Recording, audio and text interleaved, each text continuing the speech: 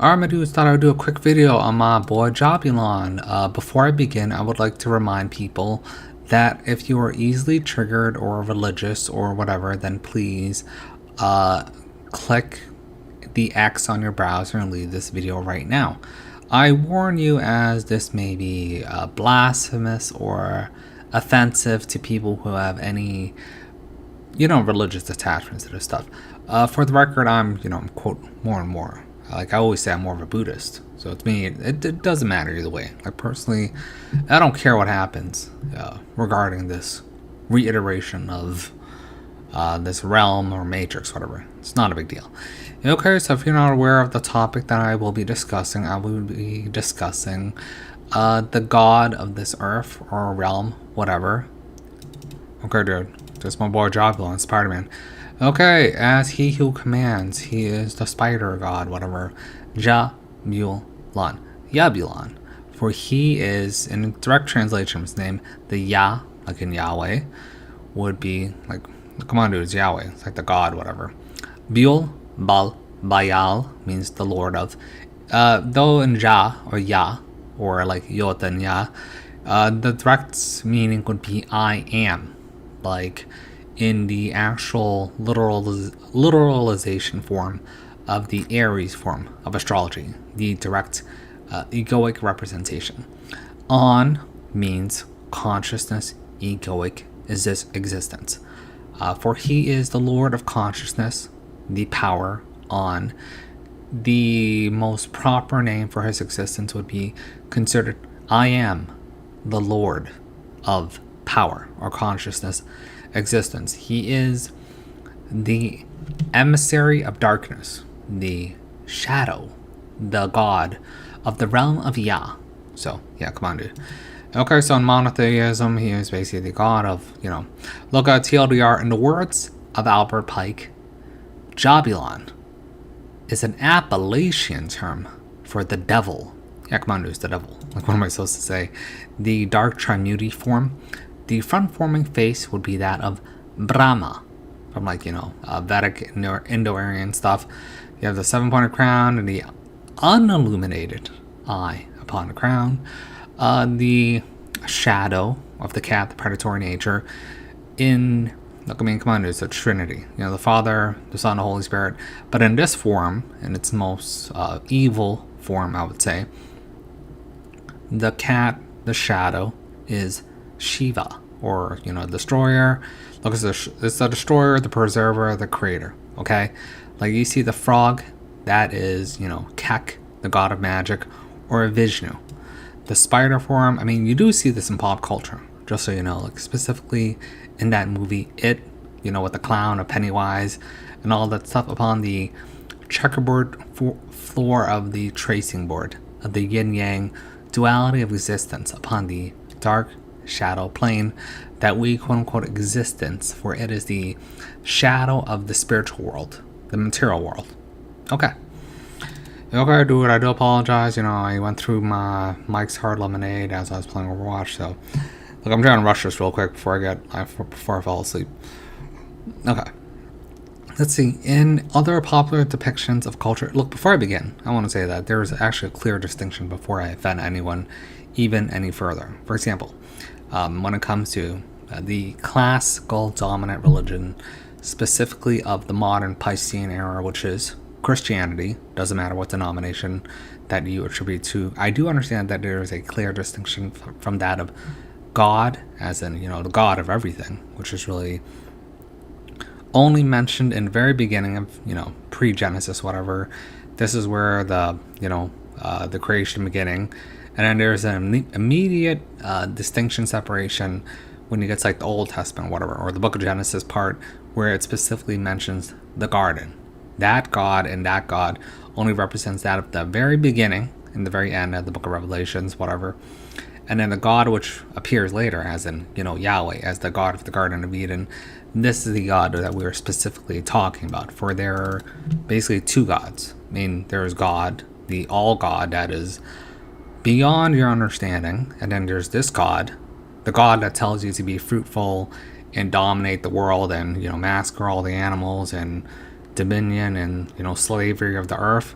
yeah, this is the devil. All right. Though in the ancient, more Judaic stuff, the devil was always viewed as the prosecutor. He was not actually evil. Like there is in the yin yang, the darkness, the light, and the shadow, there really is no distinction. It's, it doesn't have object morality, but, in the modern form, people have confused it depending on their feelings. Okay, so look, I'm just making a distinction, all right? Because there seems to be some confusion with, I would say, my Yoda Master Joshua Boy saying that this is the true God of the, the Masons or the Freemasons, whatever. Not necessarily true. This is actually a distinctive branch of the Black Lodge, I would say. Though, to be fair, I'm not a Mason, so I can't really speak for them. But yeah, I mean, there's a reason why it's specifically struck by the market from Albert Pike. Like, for example, there's a saying, there's the where they swear allegiance to Jahbulon. I mean, that's from the older rituals. Though there's clear distinctions between swearing allegiance to Jahbulon, which was quote-unquote struck from the record, though you really can't trust what they say these days to the public because they'll lie through their teeth, and then the Supreme Architect of the Universe. The Supreme Architect of the Universe seems to be the fundamental aspect of everything that is all-encompassing. For example, the encompassing of all things of the mind is the totality of human conscious existence with everything else. That is the mind of God. The material world body is the body of God, even though that is actually a feminine nature aspect, which is the seedbed of the world of existence. Okay, so in Gnosticism, or I do understand that there's very clear, like tarred monkey wars over this idea of Orthodoxy Christianity, Catholicism versus Gnostic Christianity, and the Illuminati, whatever.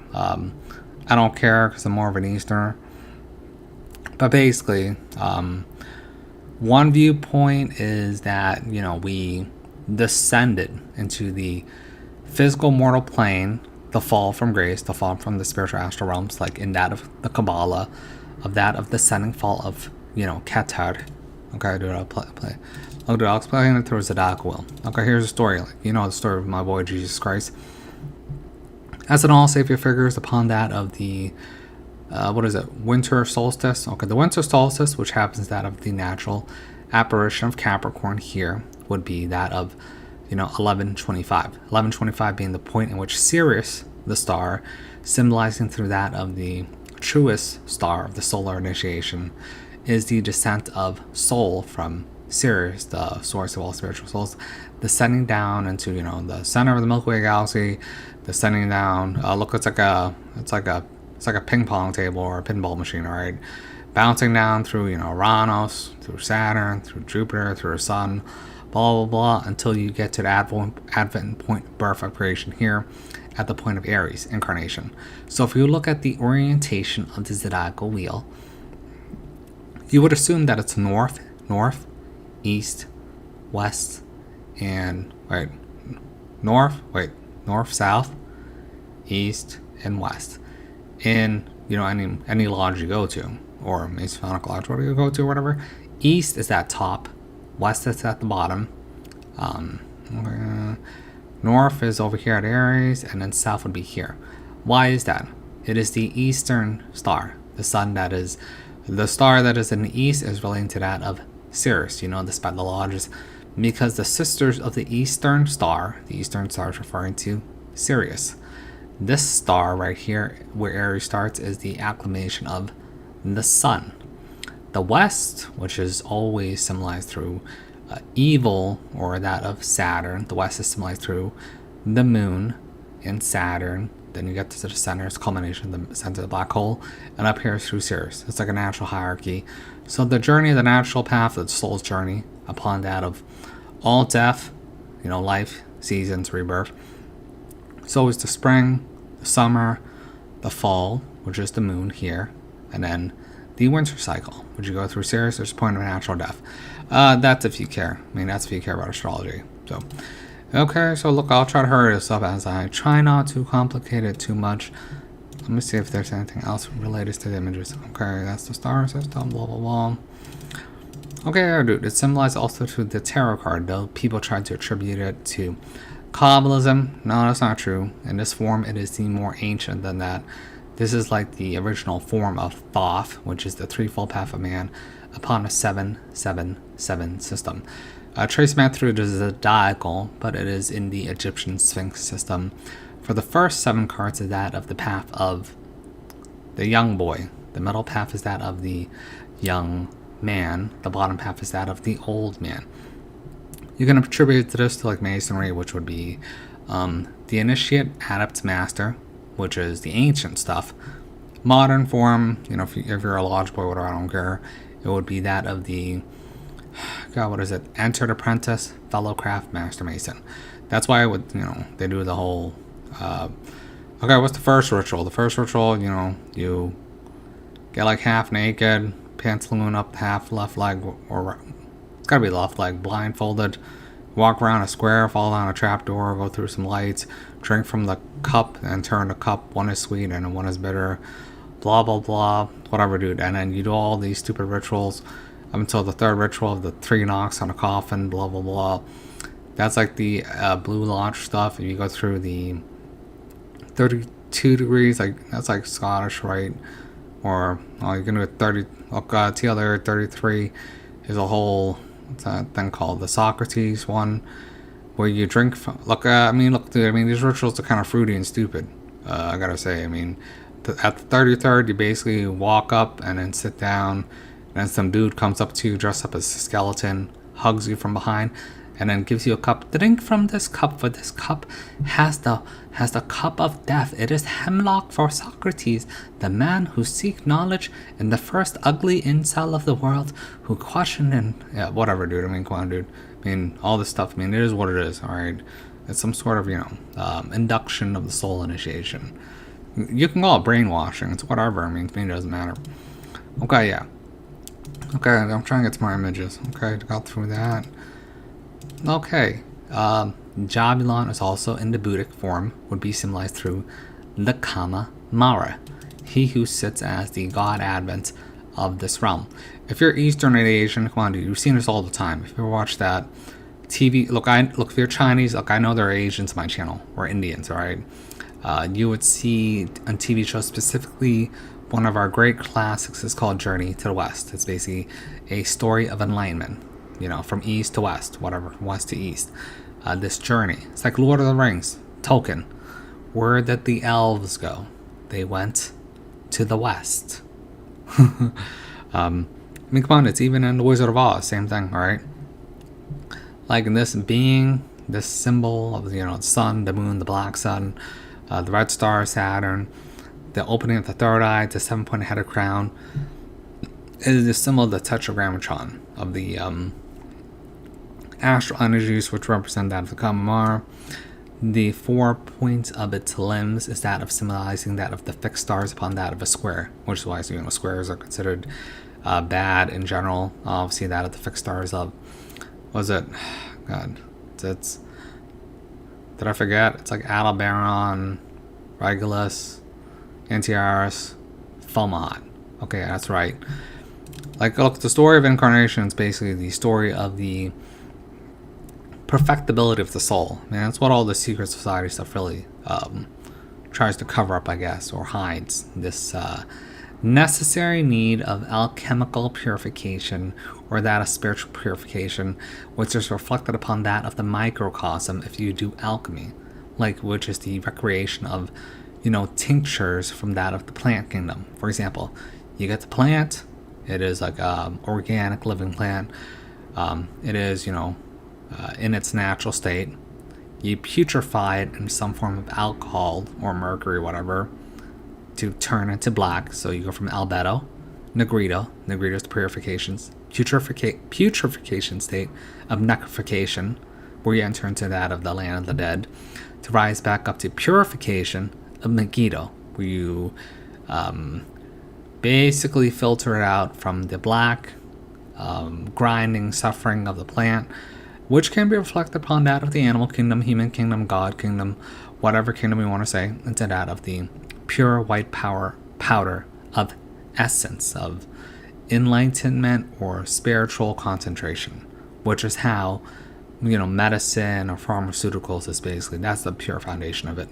So in this instance, it's basically the descent from the outer astral plane, where you basically become unformed, unformless, formless, unindividuated, descend down through Capricorn, like my boy baby Jesus, just like all the other savior figures, go down to that of Cancer, of that of the Mother Mary, Mara, Maya being illusion, Mary being death, Earth, the seedbed. Then you start upon your journey up at birth, the left side, which is Aries, which is the path of the sun's natural journey forth. And then you go around the wheel. Yeah, if you don't make it, you either go to the best or try again, whatever. It's not a big deal.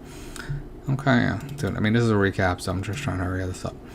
Okay, and Jahbulon is depicted in pop culture in several forms. So I will show you one of its forms. Okay. Fame. In this form, we see it from, what's that? God, who's the guy who wrote Huckleberry Finn? Okay, so Tom Sawyer? Okay, whatever, dude. The guy who wrote Huckleberry Finn. Okay, look, we'll go through this over real quick. So, fame is a vapor. Is a vapor. The only earthly certainty is oblivion. That's the only guarantee in life. To the mysterious stranger. Mysterious stranger. He is the greatest mystery that has pervaded in every single age. It is the mystery of the devil and God masquerading as the devil. The only earthly certainty is oblivion.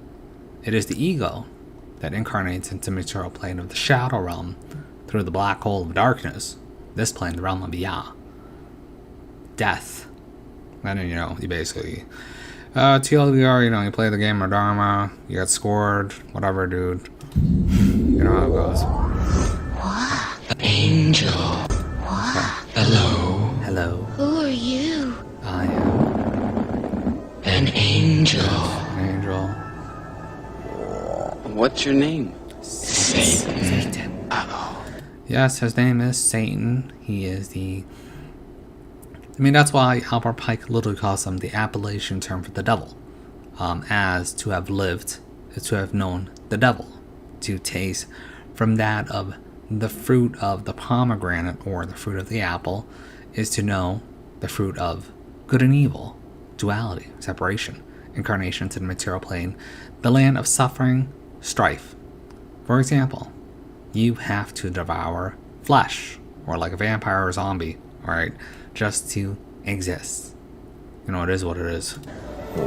Okay, I'll speed it up. I didn't learn it at all. Yes. It comes naturally to me. Okay, the Gnostic form, this figure, or which we'll call Jahbulon, is actually in symbolic that of the demiurge. The demiurge being that of the craftsman, though there are multiple forms. There's actually the demigurgus, which is more in line with the correct form that we exist upon, is that of symbolizing through that of Jupiter. Demiurge, or the craftsman, the architect, as in, the lesser architect of the universe, or in relationship to the supreme architect of the universe, is symbolic that of, okay, whatever, dude. Going to other planets like the Sun, Jupiter, Saturn, Uranus, that's why I venerate Uranus so much, into that of the black hole nexus of the center of the Milky Way galaxy upon the black hole entry of the Duat in, Sephiroth. And above that would be Sirius, then there's other stuff. Okay, whatever, I don't have time to talk about Deneb and the Egyptian stuff. Okay, so that is one form of depiction which we have seen. So that would be the mysterious stranger from the Ventures of Tom Sawyer or Huckleberry Finn, whatever. Okay. And what is the other most popular version that we see? What is from the Matrix? Yes. Yes, the rectangle door. And then, it's like literally 2001 A Space Odyssey. Look, all these symbols are basically the same. So they're basically like virtual reality.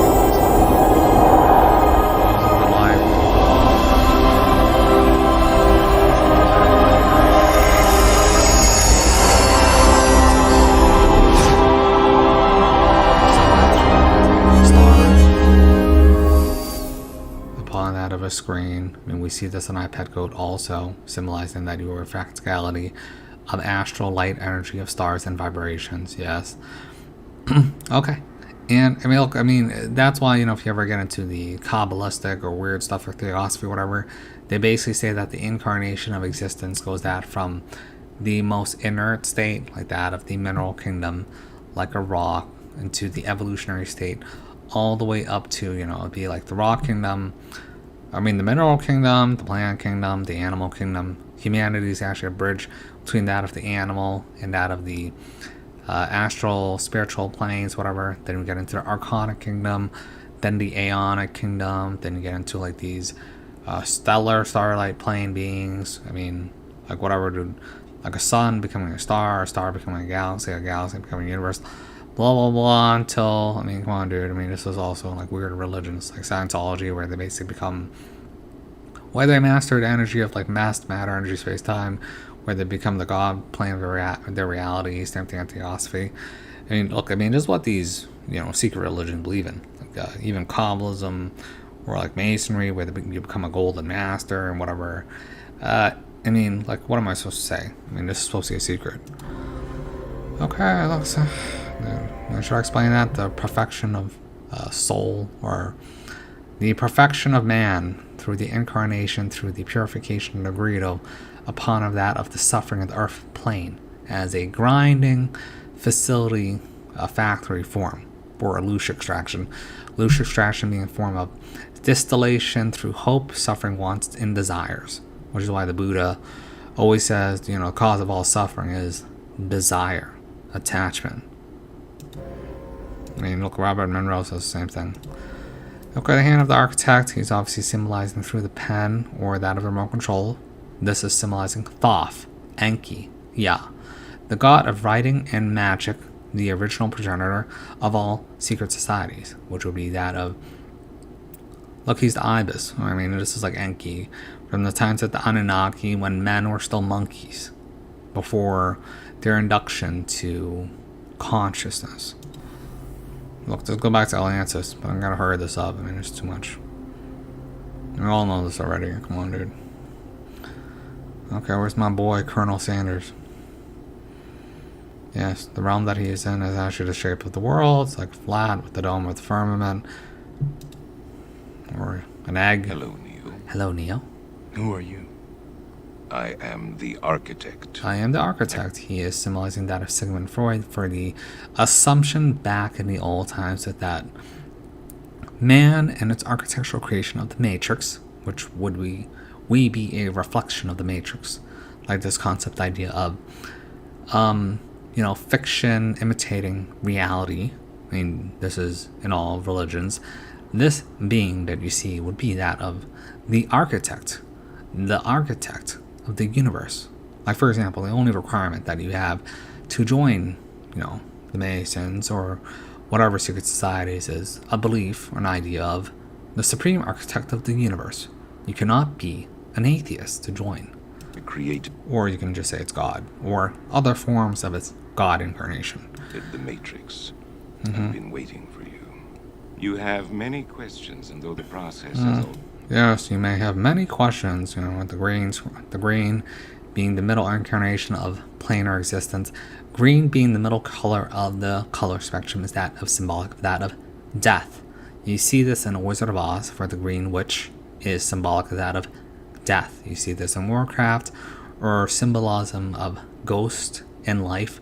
For life, in the view of the Gnostics or Kabbalistic and the Egyptians, is death. Osiris is green for a reason. And the transcendent colors would be like ultraviolet, purple, or preferably pink. The color of evil or death is really aggression, which would be that of black and red. That's why they always venerate white. They always just do this duality of, black and white and green. Above green would be that of pink, like Glenda, the Good Witch, in The Wizard of Oz. Okay, let's see. And obviously gold is the illumination enlightenment. That would be the apexing form of the arc. Like on a natural color spectrum wheel of the rainbow. Okay. So that would be covering the Matrix and its form before, as as Sigmund Freud, in the modern era before we entered into clown world. For we are in the era of clown world where nothing makes sense, for it is the woke SJW inversion flipping of the script or the storyline that we're in right now. So we will be looking at that form as in the modern form of the architect or Jahbulon, as the Bernaysian form. Or in the modern form of the Matrix 4, which no one takes the Matrix 4 seriously because it's a bad movie.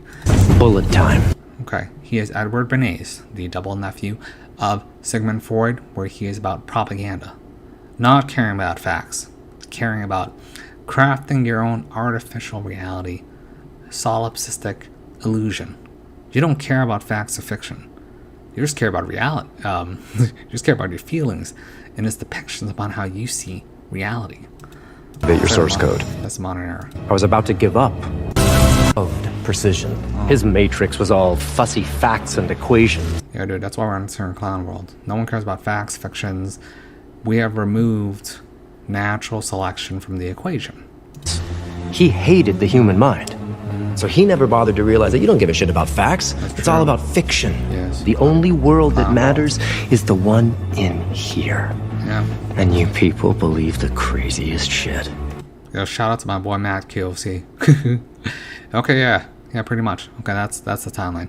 This form that you know as Jahbulon shifts between the ages.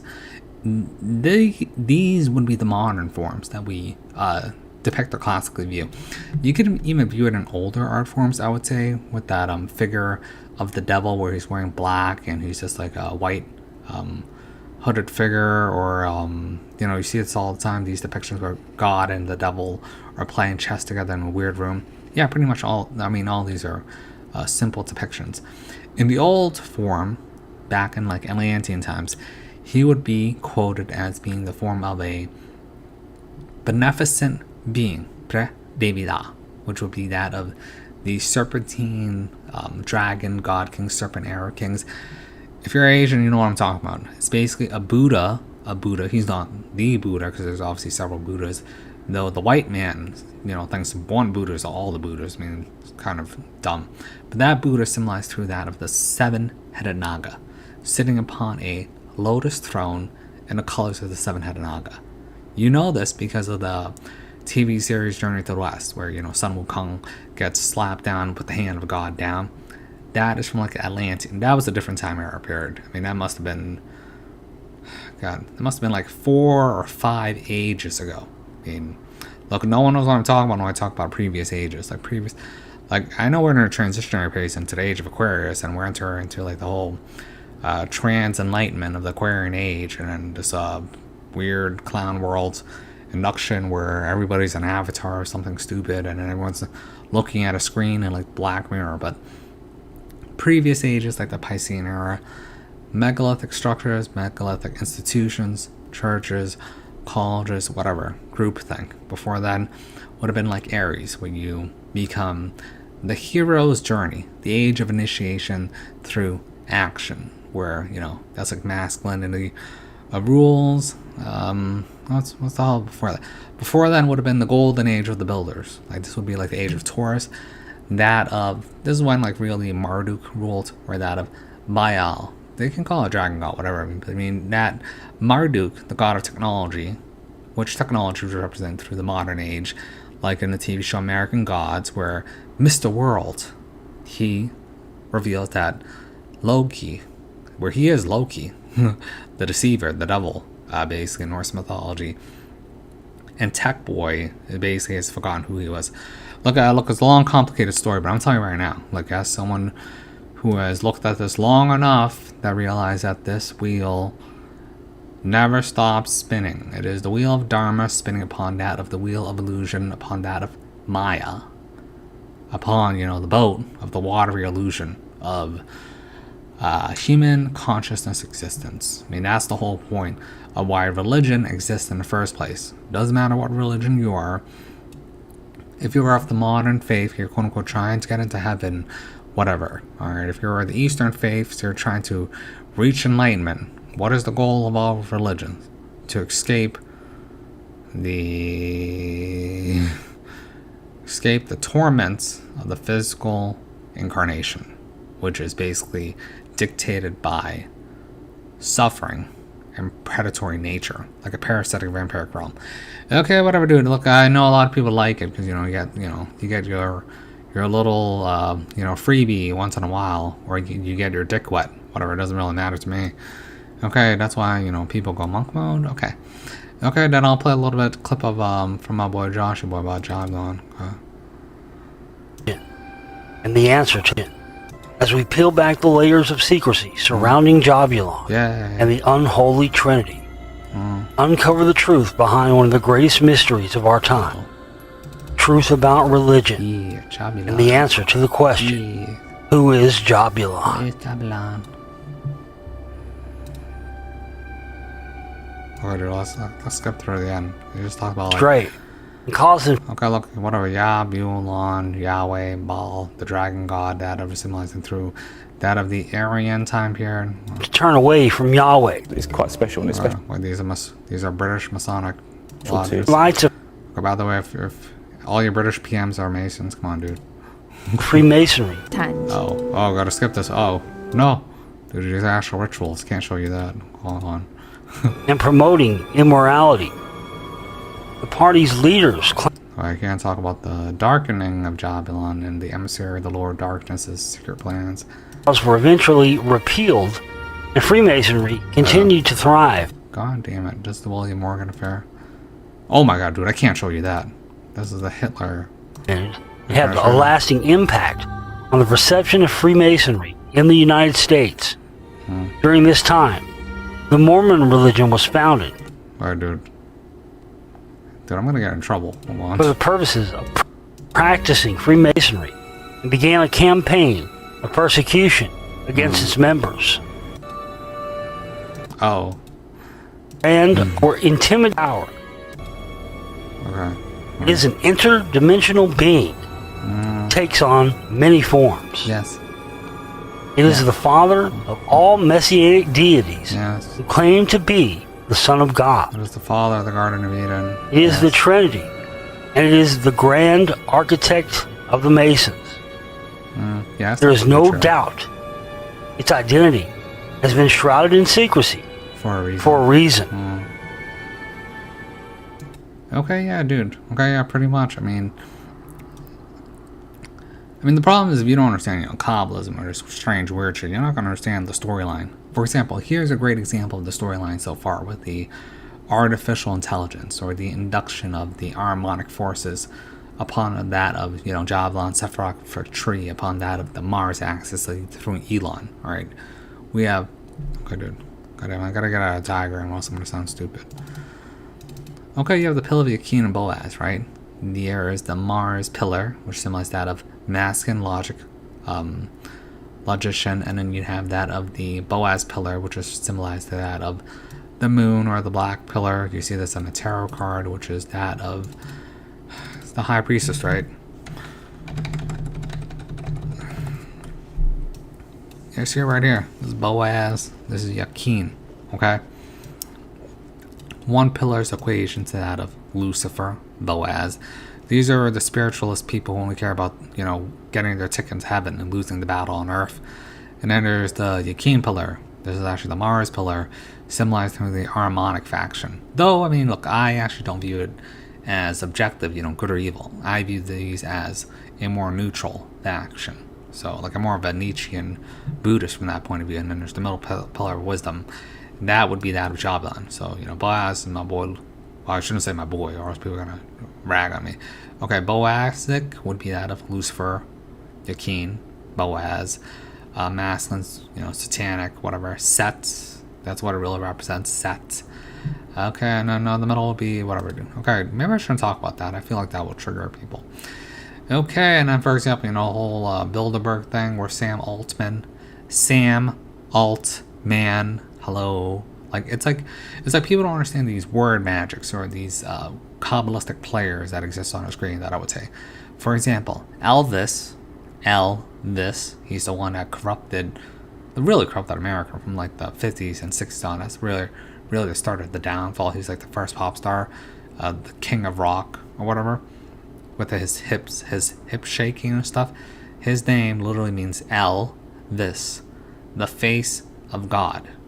How did he die? he died sitting on a toilet. And then, there's that picture of, this depiction of Trump at the statue of Jupiter upon Economist magazine of 2017, where he's sitting upon the earth, on a golden toilet. Same thing. Where was I getting at? Elon, El, which is the Hebraic word for God, On, is in relationship to that of the ancient Egyptian, god of On, or that of the Sumerian Anunnaki name of Anu, the god that stands above all. So he is representing the god of all. That's like Elon. I mean, that's a weird name. Doesn't anybody question these names? Like when I hear that guy who wrote Homo Deus, his name is Harari. Harari is the ancient Kabbalistic Hebraic name of that of the god of time, Saturn, Yama, god of death, the harvest. Come on, dude. I mean, I pretty much think that all this is fake at this point. Okay, let's see. Okay, now we'll be covering all this Jahbulon stuff for the most part. Okay, yeah, and then, I pretty much explained it, right? The whole, let's see. I am. This is like Kabbalistic existence of I am, of the iota existence. I would recommend you read the book, The Esoteric Meaning of the Alphabet. Like where the I, it's like the alpha, the omega, the I, into the O, the iota. Like you see the symbol in modern symbolism. For example, when you turn your computer on, what is it? It is a circle with an I inseminating that circle from the point of the northern node to that of Capricorn. Look at your computer or your phone power button. That's what it is. I mean, okay, dude, I gotta hurry this up. Why is my computer going berserk? I shouldn't have talked smack about Jahbulon. Okay, dude, I'm gonna play this real quick. From the 720. Hold on. Okay. Alright, I gotta play this real quick. From the 721 depiction of Jahbulon. Oh wait, this is from my boy Silas. We all know Silas. He's like the noob on my channel. From the 721 depiction of Jahbulon. I will be doing a video on this eventually, but dude, seriously, why? My computer's about to explode. What is going on? Alright, dude. Alright. Whatever, dude. From the 721 depiction of Jahbulon. I will be doing a video on this eventually, but I just wish to posit my breakdown here for anyone who is interested, or anyone. Well, I gotta pull up a picture. Dude, I'm literally gonna lose my mind. Hold on. I apologize. This is why I don't run this channel anymore. My God. It's not even worth it. From the 721 depiction of Jahbulon. I will be doing a video on this eventually, but I just wish to posit my breakdown here for anyone who is interested, or anyone who has anything else to add. My video, Silas. Jahbulon, the name, is a synthetic word created from three others, a trinity. Yeah, trinity in the ancient Hindu would be the Trimurti, Vishnu, Brahma. Yeah, Vishnu, Brahma, Shiva. And that would be the Trimurti. The natural trinity. If you look at a classical picture of just Brahma, he is a three-headed figure of an old man with a beard, symbolizing obviously, the Saturn old man with the beard trope, like Gandalf the Grey into Gandalf the White, and also Dumbledore, same thing, or John Dee, same thing. Jahbulon, the name, or like even Chinese, like you ever watch those Chinese kung fu movies where it's like an old man with a long white beard, same thing. Jahbulon, the name, is a synthetic word created from three others, a trinity. Yes. Yah itself in Hebrew is the male particle of one. Yes, I am, that is correct, the descendant of Keter, breaking down, and Hakma and Bina, which is spreading of the pillars of the left and right pillars from that of its initial inception. So if you are aware of Kabbalism, this would be the first pillar, and second pillar and third pillar.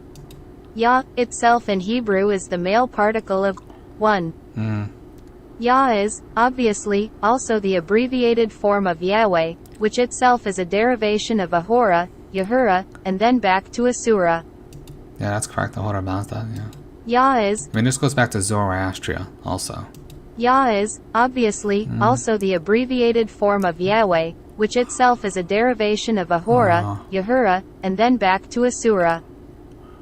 Bull is short for Baal, or Lord in Aramaic and Ugaritic, but is also a nod to the bull which was a... Yeah, bull, Baal, bull, the Apis, bull, like the whole I mean, the whole bull worship and all this magic stuff really comes from that time period. Like the old Illuminati factions and the whole bull and the cube and all this stuff, like from the Middle East, that comes from during that time period after the son of Enki, Marduk, Baal Shaddai. Yeah, that's correct. Bull is short for Baal or Lord in Aramaic and also, I mean, look, this might be too much information, but this goes back to the long ago when the quote-unquote gods roamed the earth. Bull is actually a title, like Sir, like Mr., basically, for when the god kings, had dominion, but just like a different time period of a different age. They quote-unquote still rule through their children these days, but, these are the people who stay in the shadows or run corporations. Come on, dude. Bull is short for Baal or Lord in Aramaic and Ugaritic, but is also a nod to the bull, which was a symbol of Yama and was his mount in the form of Mahishasura, buffalo demon.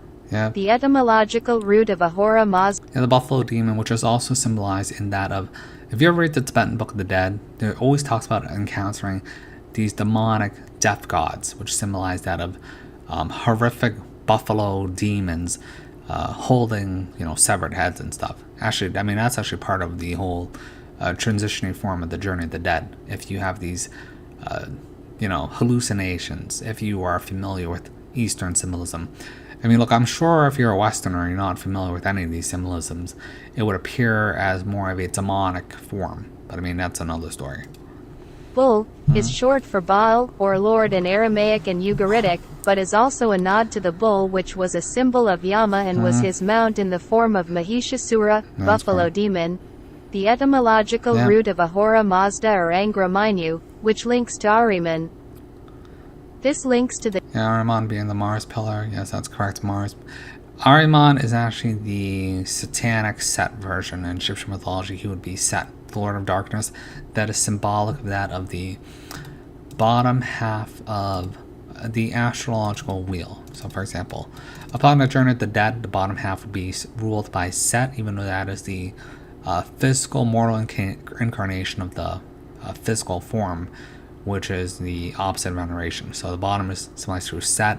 The bottom is the abyss. The abyss being the dimension of material, darkness, and shadow, which is why we, in the ancient times, they considered our existence to be death. And when we die, we, quote-unquote, are born into the heavenly astral planes, which is why the top here of Capricorn would be symbolized through Anubis. Anu, on, bis, is the land of heaven, and an abyss is the it's the abyss, the dark void, the black hole, which souls get trapped here.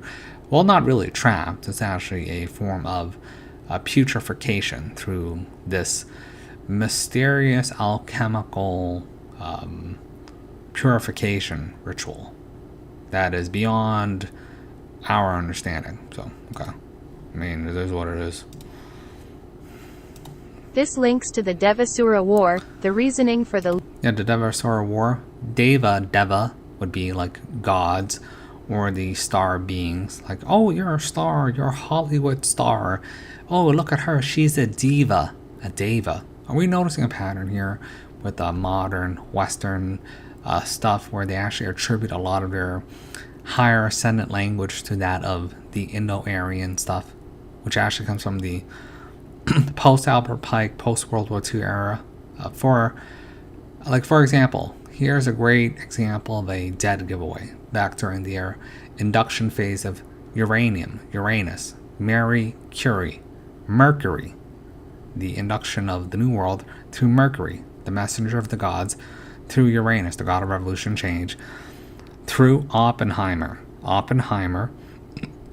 Look at me, for I have become the Lord of Death. He was quoting like the Book of Gita, right? Or Rig Veda, right? Where the gods annihilated the world and reset into New Age. That was a quote from like Vishnu. Come on, dude. Are we noticing a pattern? Are we noticing that all this stuff is basically some sort of magical ritual? All right. This links to... I know a lot of people think that history or the world reality is real. By the world stage actors, it's not. Come on, dude. This links to the Devasura War, the reasoning for the Lush farming and such. However, that is something I will cover in other sets of notes. Although, we may say that... Alright, dude. Actually, before I forget, I gotta put on this clip of the Luge collection. Yeah, dude, this is from the Matrix 1. This is where they perfected the Luge Bullet sucking thing. Why you have nightmares? Yes. Why your own brain tortures you. It's actually us maximizing your output. Yes. It works just like this. Oh no! Maximizing output, Luge. Hope, desire, loneliness. Your dream's so yummy. Can you stop the bullet? If only you could move faster. If only I could save the world. Here's the thing about feelings. They're so much easier to control than facts. Yeah, feelings is like kindle for the fire to steal your soul. Turns out in my Matrix, the worse we treat you, the more we manipulate you, the more energy you produce. That's right. It's nuts. I've been setting productivity records every year since I took over. And the best part, zero resistance. Yes. People stay in their pods, happier than pigs in shit. That's true, dude. You guys, dude, come on, dude. I mean, after CV, I mean, I saw people do some insane stuff or buckle down like sheep and pigs and shit, right? Come on, dude. And then they want to pretend like nothing happened. Come on, guys, forgive me. Come on, dude. Come on. What?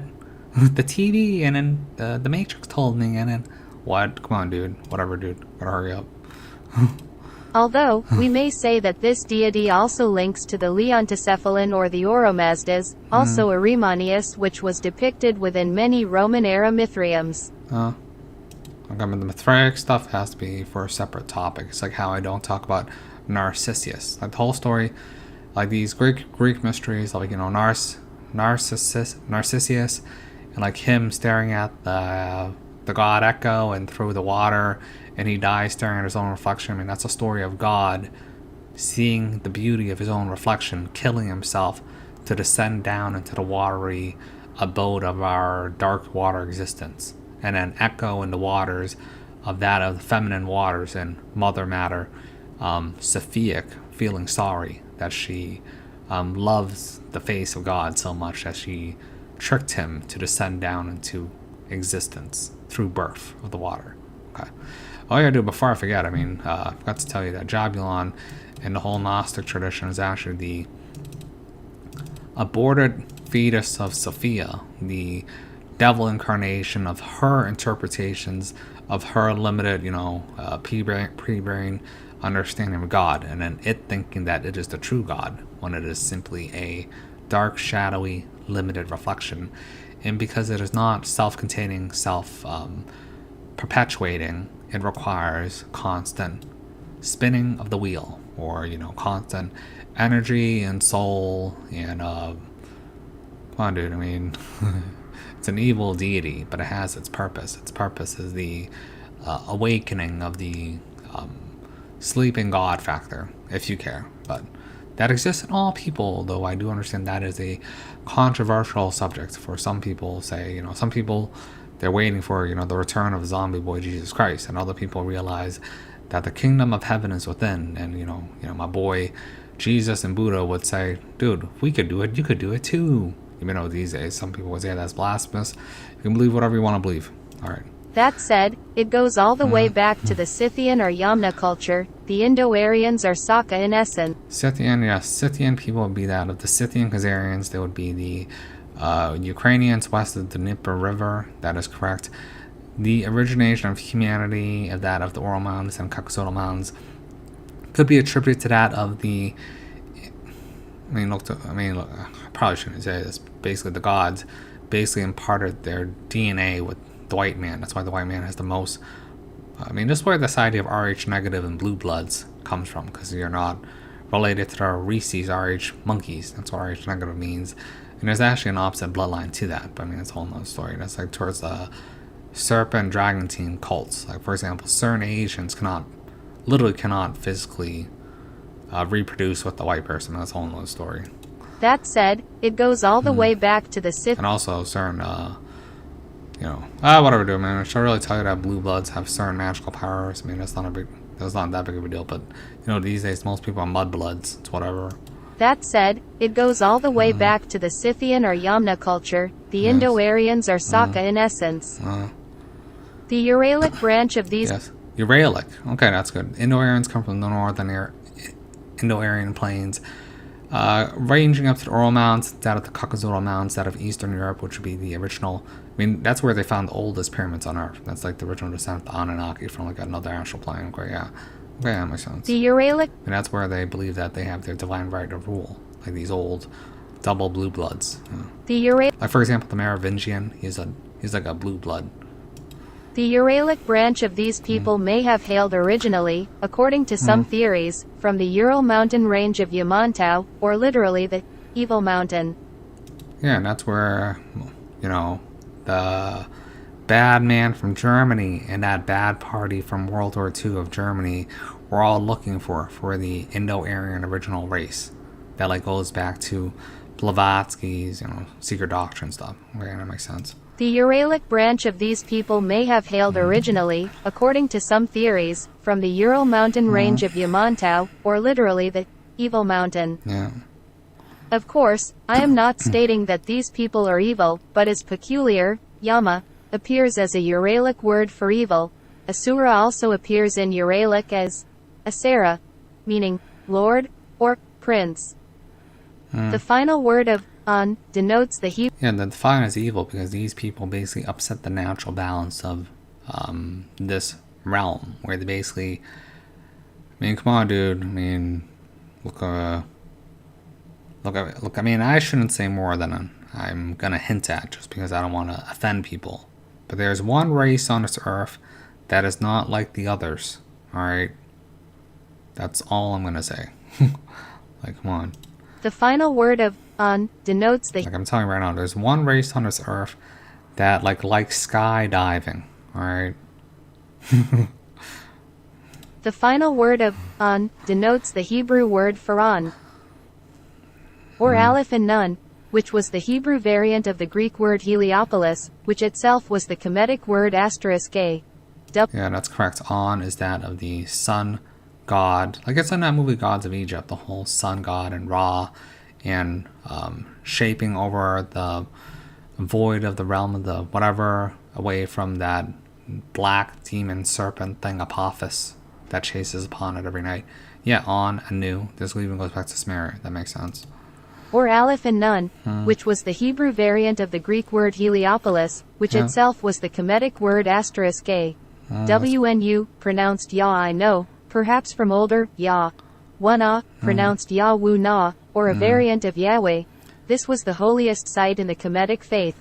Yes, that's correct. Indeed, even some of the older variants of the Hebrew transliteration of the Egyptian pronunciation were even more connective to Yahweh. We see that one such Hebrew transliteration was Awen, pronounced in Afro-Asiatic as Yahweh. The An of Hebrew is the second part of Zion, which itself is a synthetic word made up of Shia, meaning barren place, desert, and An, another name for Heliopolis or Iwenw, meaning, contextually, a holy place, or literally, pillar, the pillar being a symbol of the earth. Yeah, that's true. And that's why the whole Matrix is always about Zion. If you actually read the secret doctrine of, or Madame Blavatsky's stuff, where she just talks about Zion, but in that form of the spelling of Zion, she actually spells it D-Y-Z-O-N. But it's the same thing, like the idea of Zion, or quote unquote all these people who are Zionists. Like, look, you know Trump's a Zionist, right? You know Joe Biden's a Zionist, right? These people don't actually identify race. They identify each other by the color of their soul. Like, you know, my boy Unky Joe is a Catholic, Zionist. Come on, dude. I mean, that's like their like inner club secret. Like they're all, it's like the Matrix. I mean, come on, dude. Like, this is the 5th time we have destroyed Zion, the pillar of the earth. I mean, that's what they're talking about in the Matrix. The An of Hebrew is. It's surprising to me that no one actually does any more research upon that subject. The An of Hebrew is the second part of Zion, which itself is a synthetic word made up of Shia, meaning barren place, desert, and An, Shia, like Jahbulon. another name for Heliopolis or Iwenw, meaning, contextually, a holy place, or literally, pillar, the pillar being a symbol of the earth. Hence, Zion means the holy place of the barren land, or the holy earth is barren. Yeah. What occurs to a field when one harvests it? It literally means the land of the sun, but because of the secret society people, they view as the sun that you see in the sky as the pretender sun. Like, that sun is a reflection of something else. If you look upon that of a Sephiroth tree, Malkuth is at the bottom. It is the incarnation of the material plane. Is that of the astral energies and everything culminating or concentrating down below it. Above Malkuth would be that of the moon. For in reality, if you look at astral science, Malkuth is actually the physical material moon of the moon, and the moon itself is actually Earth, which is why it's in reverse. For example, the physical land form of that of Mars would be that of Phobos. If that life actually existed, it would probably be on Phobos, whatever. Or that is that of Europa of Jupiter. Like, for example, if you ever watched the TV show Watchmen, Dr. Manhattan goes to Europa of Jupiter, and all these ancient, well, not really ancient, but like these weird books like H.G. Wells, or all of them where they talk about sci-fi, the aliens literally said, you will have dominion of all parts of the galaxy. I mean, all parts of this universe of the solar system, but you shall not touch Europa of Jupiter. That's where the quote-unquote aliens operate from and operate our sector or whatever. And for example, in Marvel Avengers, where do they face off Thanos? Is it Thanos? Whatever. That purple guy. How do I forget his name? Whatever, dude. The main bad guy from Marvel Avengers. They fight him on Titan of Saturn. And he is a purple god Saturnian king that is there to snap his middle finger, the middle finger being that of associating with Saturn, the thumb being associated with the will, to wipe out what? Half of all life. The harvest. That's what, Marvel Avengers is all foreshadowing. Even though, the first Marvel Avengers is actually foreshadowing an alien invasion on New York City. Dude, that better happen. I sort of got that better happen. What occurs to a field when one harvests it? That is right, it becomes barren, like a desert, and the whole process is thence restarted anew via the tilling of the soil, the destruction of the ruin. Yeah, but does it come barren or does it get fertilized with the matter material of the decaying flesh? It's both. That is right, it becomes barren, like a desert, and the whole process is thence restarted anew via the tilling of the soil, the destruction of the ruins, the destruction of the records, wiping the simulation clean of the old subjects and their grisly fate. Yes. This is the holy sacrament of the Yamadutas, the cult of the Demiurge and his will. Therefore, Jahbulon means the one Lord. And the cult of the Demiurge, the people of their will. This cult just follows upon the natural recycling aspect of the wheel spinning, upon what the architect commands of them. Come on, dude. Look, as far as I'm concerned, this whole system is very algorithmic. Therefore, Jahbulon. Like, I used to be upset. I'm not upset anymore. It just is what it is. I look around me and look at people, and I see them walking straight into the slaughterhouse. You can only help those who want to be helped. Come on, dude. I literally saw this in live, real time, during the whole CV magical elixir era, which lasted 2 years. It was insanity. The Great Saturn Conjunction. Therefore, I literally almost lost my mind watching what happened around me. Therefore, Jahbulon means the one Lord of the Earth, or the one Lord of the Pillar. Yeah, that is also the title of Enki, the realm of Yah, Earth. That's what that word Earth literally means. Earth literally means what you're saying right now. It is the realm of Yah. Yah being the Lord of the Earth, the Prince of the Earth, which people attribute to the devil, for he is a king who rules this earth. Yes. Therefore, Jahbulon means the one Lord of the Earth, or the one Lord of the Pillar. I see this trinity a lot throughout the comparative mythologies and theologies I study. Yeah, it's in every religion. In the Vedic tradition, it can be likened to that of the Parabrahma, the male aspect of the Supreme Being, or the Mahadevi, female aspect of the Supreme Being, the source of existence. That said, I suspect it is an inversion or mockery of it in the form of Jahbulon. It is the inversion or mockery in the sense that it is the emissary of the shadow of darkness. If you read Manly P. Hollis's Secret Teaching of All Ages, Jahbulon is mentioned once in 1 or 2 sentences and not by name, symbolizing through that of what you would stereotypically see as a comical, cartoony witch. The witch being black, she, the color being green. She has a black cat. All right, when you think of a witch, what do you think? You think of a witch who has a black cat, who has a hooked nose, who also has a cauldron and there's frogs jumping around, and upon like a shadowy hut with like cobwebs and spiders. Ooh, yeah. I mean, that's what it is. I mean, these depictions that have existed from Disney is depicting that. Okay, yeah. I mean, that is mentioned in Man with P.L.'s The Secret Teaching of All Ages. And in the Buddhism, there's actually a very specific trope where a Buddhist monk, he will grab a spider and he will hold it in his hand, not kill it, and release it back out into nature, not harming that spider. Why? A lot of people think that this is like, oh, the kind Buddhist monk, he would never hurt a fly. He wouldn't even hurt a spider. A spider. Oh, look at how holy he is. No, this goes back to like a very old superstitious religious practice. This goes back to Atlantis, because back in the old days, they view the spider as the emissary of the Lord of Darkness, of Jahbulon himself. Like, for example, like, I'm old world Asian, right? I will never kill a spider, right? I will literally let it live in the corner unless it's poisonous, whatever, and it eats all the flies, right? The creature which actually symbolizes this world, like through Beelzebub, is literally the fly, the decompositional factor of the flesh incarnation. That's another story, though. That said, I suspect it is an inversion or mockery of it in the form of Jahbulon. Yes. The frog, in the Kemetic and Hyksos traditions, is a symbol of renewal, fertility, and rebirth. Yep, Kek. See Hecate, also spelled Hected or Hecht.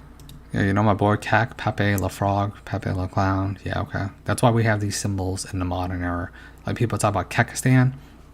It's the Egyptian god of magic and regeneration. See Hecate, also spelled Hected or Hecht. This is also a theme throughout the symbology of Mesopotamia, too. I suspect a similar tradition is seen in India and Indo-Aryan regions. That's true. This represents Vishnu, or the lingering, preservation principle. Yep. Yeah, The that's black true. cat, from India to Kemet, ancient. Yeah, black cats is always symbol that of bad luck for it is a predatory nature. The black cat, from India to Kemet, ancient Egypt, is a bringer of ill will and death.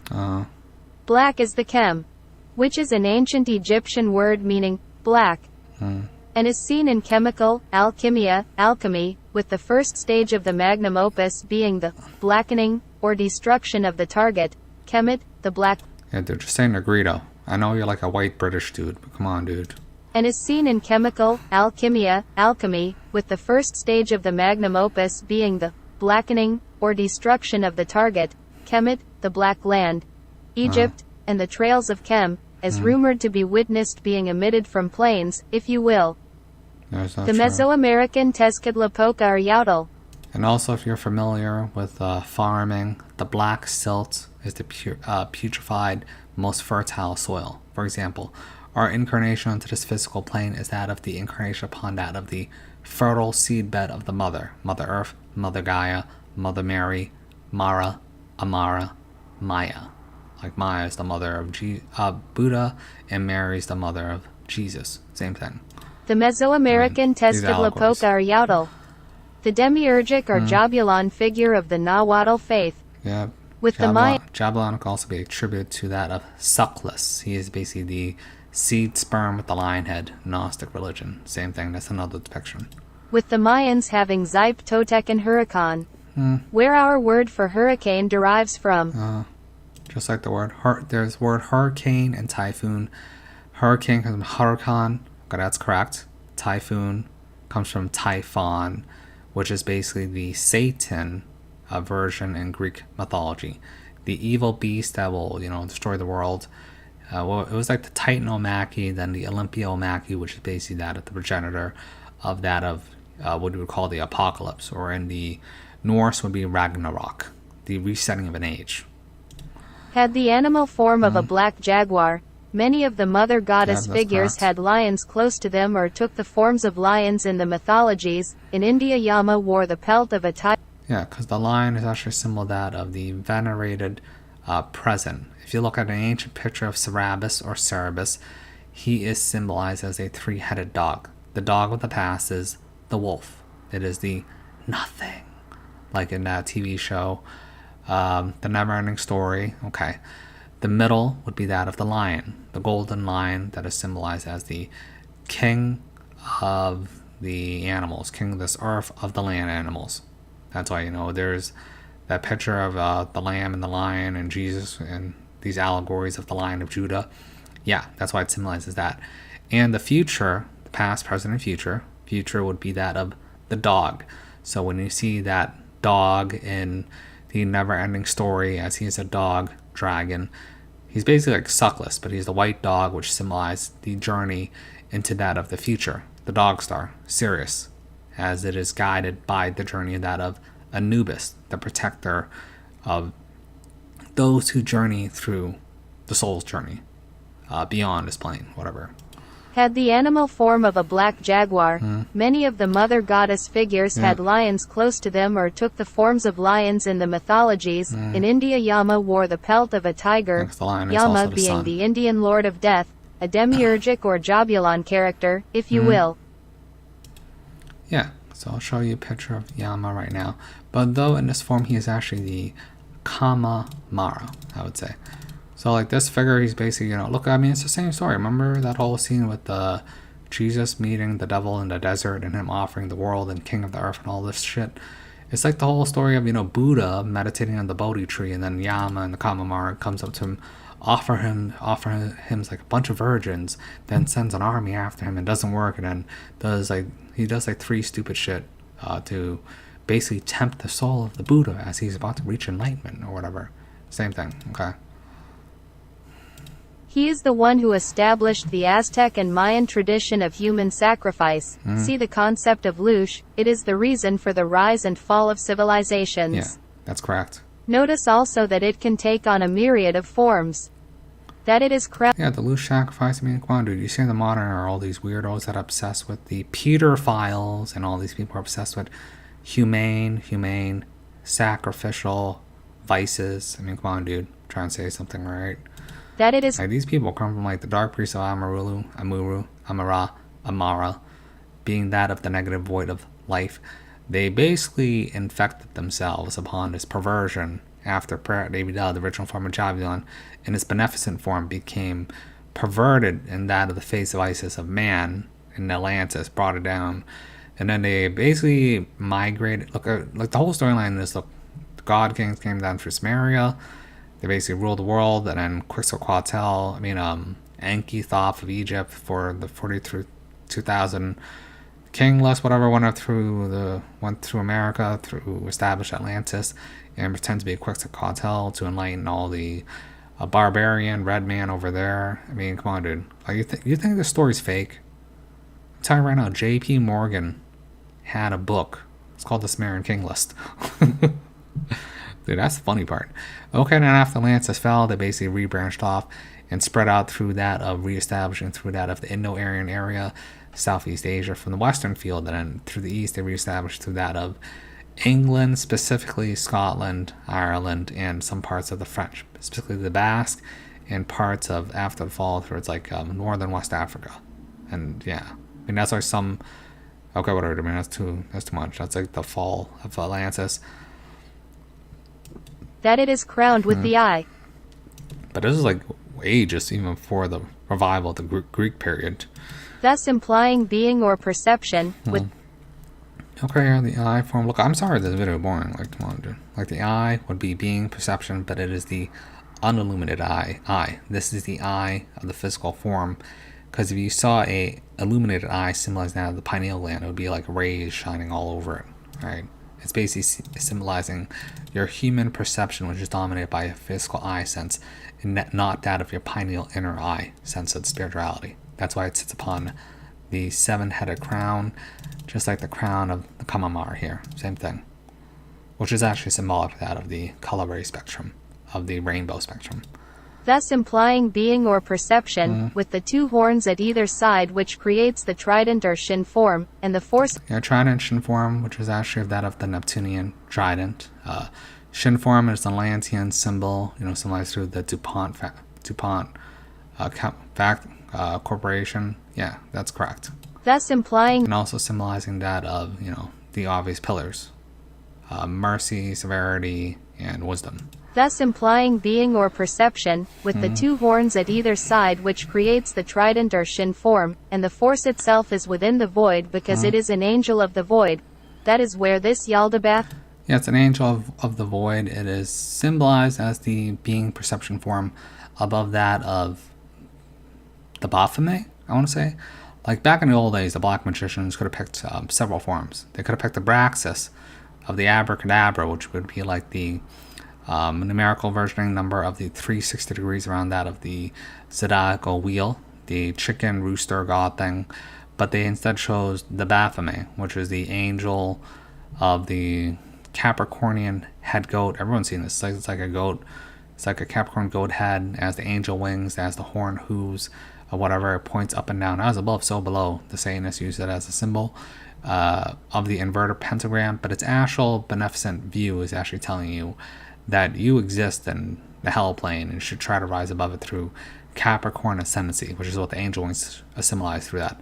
So the figure form above the Baphomet would actually be the spider form, this thing, which would be Jahbulon, the secret hidden boss of this universe, which is the bastard son of, Sophia. And above him is that he's actually considered the king of the archons, but the lowest form of an aeon. Because his mother, which is a true angel, Sophia, whatever, she's like on a scale of like 1 to 10, this being would be like an 8, and his mother, Sophia, would be a 9, and then quote unquote God that has no name, that would be like a 10, but it's unaware. And this goes back to like the Adonis and the Madonna cults, whatever. But basically, his mother is basically the bridging point of the psyche, soul, psychic mind. She is symbolized through the color of blue and white. That's why we have these depictions of here. And she is the bridge that connects, Jacob's ladder to that of the heavenly spiritual plane. Yeah, because you're basically trapped in some sort of abyssal, darkness, black hole realm. You can call it hell or whatever. I mean, it doesn't matter to me. Thus implying being or perception, with the two horns at either side, which creates the trident or shin form, and the force itself is within the void because it is an angel of the void. Yeah. That is where this Yaldabaoth, the begetter of the void, was cast in the overarching Gnostic tradition. That's correct. The 5 stars surrounding the upper part of it is the 5 elements of proto-conscious. Though technically he wasn't really cast out. He was like an aborted fetus. And that's why the evil people in this realm love abortions. The 5 stars surrounding the upper part of it is the 5 elements of proto-consciousness translated into existence. Yes, this would be an alchemy, which would be also reflected upon that of, Chinese also. But it's basically fire, earth, wind, water, spirit, which is actually that of the pentagram, which can be attributed to the natural cycling of, like, what is this? This is fire, Aries. This is water, Cancer. This is air, which is the Libra, or whatever. And then earth would be that of Capricorn, the judge of the earth. And then you cycle back up, and then spirit would be the symbolic conjoining here, but that would be on a plumb blob pointed up, the pentagram pointed up. The pentagram pointing down, which is actually symbolic that of the inverted pentagram, it would be pointing down to the incarnation, the feminine axis of Cancer. So that would be like a more demonic, but not really demonic. I mean, I don't view this stuff as necessarily demonic. It's actually the feminine axis. That's why the female Masons, whatever, they have upside down pentagrams pointing down, because it's symbolizing the incarnation of fire, earth, water, the fixed stars, and air, and pointing down to their feminine nature of Cancer. The males would always be having that of the upper nature of Capricorn. So it'd be like Isis and Osiris, and then whatever, Horus or Ra going up. Okay, whatever, dude. I mean, that's enough of that. I'm trying to hurry up. The 5 stars surrounding the upper part of it is the 5 elements of proto-consciousness translated into existence. Nous, mind, logos, word, phronesis, intelligence, Sophia, wisdom, and dunamis, potential. The number of eyes... Isn't that the septagram? The Babylonian star, the Elven star? Should I talk about that? Or is that irrelevant? The number of eyes of... The 7-pointed star that, Alistair Crowley uses is unique because the 7-pointed star is the only figure in geometry which does not occur naturally. It has to be artificially created through the hand of man. That's why it's venerated. Okay, whatever, I'm getting distracted. The number of eyes of the lower 3 beings are 6 in total. 6 being a number of the material or carbon world. Ding, ding, ding. Carbon derives from the Latin carbo, which translates to charcoal. That's correct, carbon. It's like the whole... it's even like in the story of, what is it, Prometheus and fashioning men from clay. And the whole, the men of steel and iron should not be cleaved into clay. What is the element right below carbon? The carbon 6 with that. Below that is directly silicone. Like we live in a silicon era where they want to create transhumanistic machine beings. Okay, look, like you want to get down to weird stuff. This goes back to John Dee at the advent or the height of the English Empire, where the Queen basically asked John Dee to basically look into some black scry mirrors and basically ask some, I should just call them demonic beings. Beings beyond your understanding, like interdimensional, Cthulhian, higher dimensional beings. I don't like to call it demonic just because it is beyond good and evil, though I hate to say it like that. And then they said, okay, yeah, if you want the whole dominion of the English royal crown to exist in perpetuity of the English royal empire, then you need to mine silicone so that you can use that substance for the escaping of the material incarnation flesh materiality form, which is where we exist now. That's why they need silicone. These alien demon beings, whatever, told John Dee that 400 years before our era, right? Dude, there's something else going on here. Charcoal is... Like, even in the idea of fashioning, clay or silicone or whatever, clay is a mixture of carbon and silica, I believe. That's how you make it.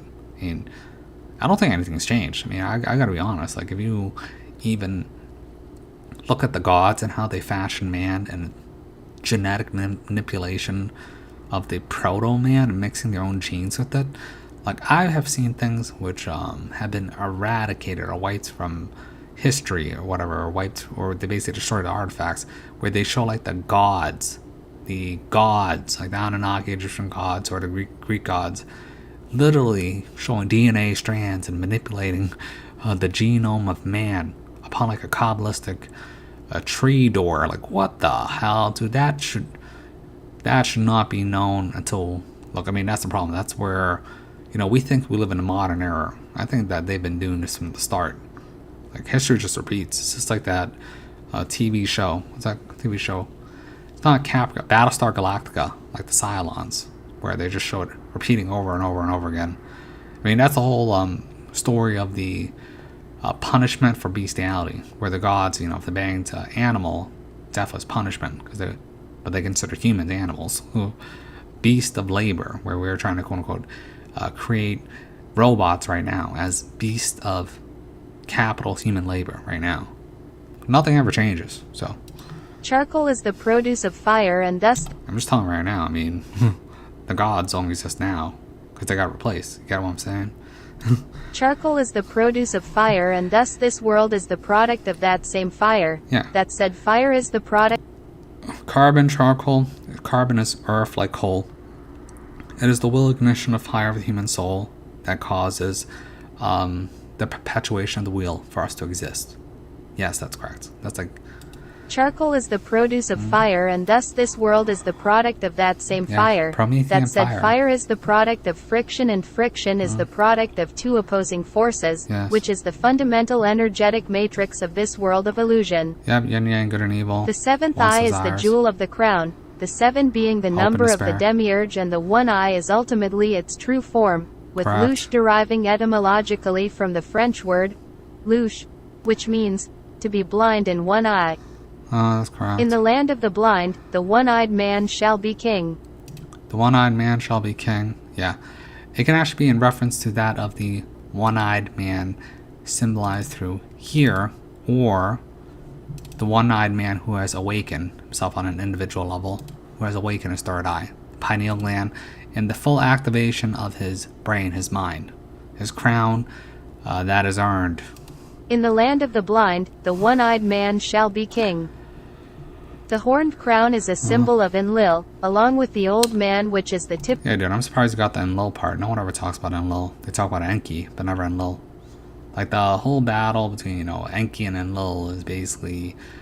Enlil wanted to wipe everything out, because he viewed Enki as fucking around with humanity and playing God and banging them and genetically modifying them and doing stupid shit. And Enki's like, no, these are my Barbie dolls.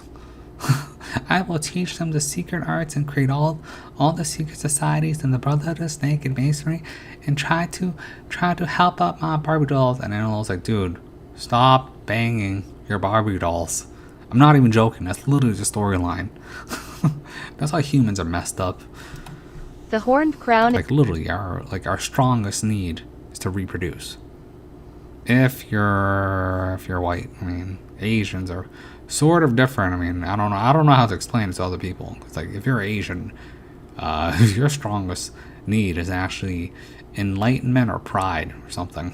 The horned crown is a symbol of Enlil, along with the old man, which is the typical depiction of Enlil and even Saturn, to which that also extends to Yahweh as well within the Judeo-Hellenic period during the Seleucid occupation of Israel and Judea. Yep, Gandalf, Dumbledore. Aleister Crowley's VVVVV or V Veri Universum Vivis Vici, I, by the power of truth, while still alive, have conquered the universe, also produces the horned or jagged crown of Enlil. Yep. In the Atrahasis Great Deluge. Well, since you're studying Aleister Crowley, you should study L. Ron Hubbard, his disciple, who took his work to another level.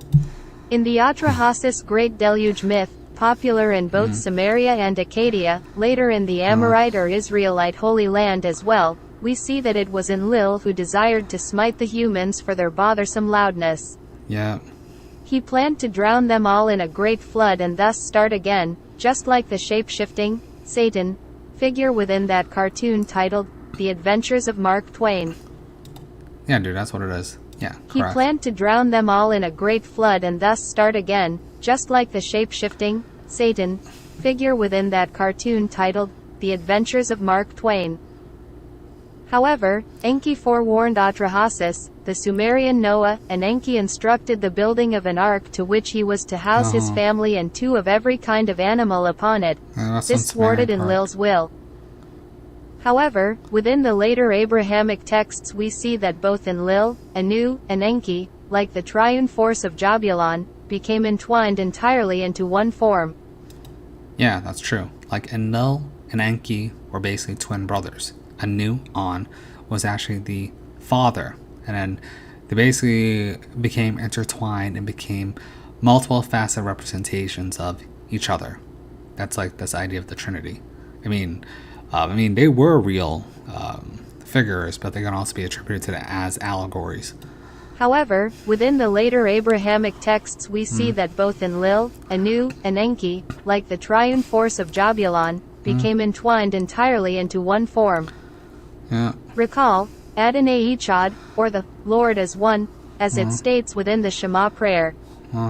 Notice the middle king has a pale white complexion with a red nose. This implies that he is cold. Yep, Santa Claus. I suspect this is to link him to an underworld or Hades-like figure. Yep, Santa Claus. Which was also said to be a place of coldness in most mythologies.